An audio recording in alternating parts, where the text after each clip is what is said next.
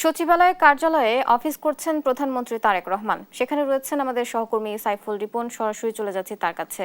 সাইফুল, প্রধানমন্ত্রীর আজকের কর্মসূচি সম্পর্কে আপনার কাছে কি তথ্য আছে জানাবেন।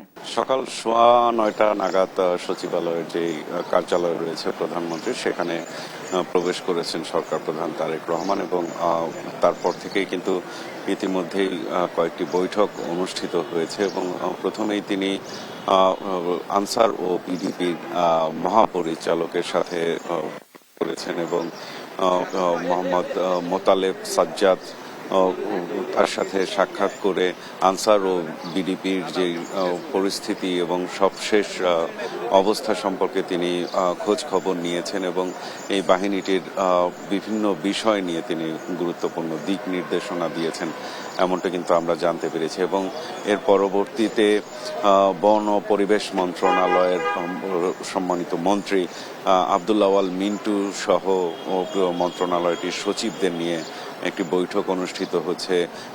বৃক্ষরোপণ সংক্রান্ত যেই সেল গঠন করা হয়েছে সেই সেলের কার্যক্রমের অগ্রগতি সম্পর্কে কিন্তু এখন বৈঠকটি অনুষ্ঠিত হচ্ছে এবং বিএনপির যে নির্বাচনের প্রতিশ্রুতি ছিল যে বছরে 5 কোটি বৃক্ষরোপণ করবে সরকার পরিচালনার দায়িত্ব পেলে, সেই প্রতিশ্রুতি বাস্তবায়নের অংশ হিসেবেই কিন্তু এই বৃক্ষরোপণ কর্মসূচির জন্য এই সেলটি গঠন করা হয়েছে এবং সেই সেলের সবশেষ আপডেট নেয়ার পাশাপাশি গুরুত্বপূর্ণ দিক নির্দেশনা দিচ্ছেন সরকার প্রধান।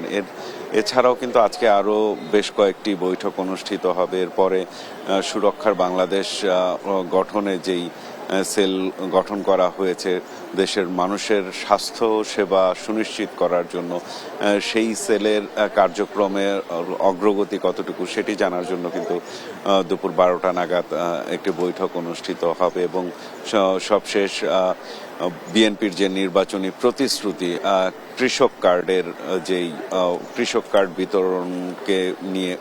বিতরণকে কেন্দ্র করে যেই সেল গঠন করা হয়েছে, সেই সেলেরও কিন্তু আজকে বৈঠক অনুষ্ঠিত হবে এবং সেখানে সংশ্লিষ্ট মন্ত্রণালয় সহ সচিবালয়ের ঊর্ধ্বতন কর্মকর্তাদের নিয়ে বৈঠক করবেন এবং প্রধানমন্ত্রী সেই বিষয়গুলো নিয়ে তাদের দিক নির্দেশনা দিবেন। তো বৈঠকগুলো শেষে সংশ্লিষ্ট যারা আছেন তারা প্রধানমন্ত্রী কি দিক নির্দেশনা দিলেন সেটি আমাদের জানালে সেগুলো আপনার মাধ্যমে পরবর্তীতে দর্শকদের জানানোর চেষ্টা করব। বুঝলি।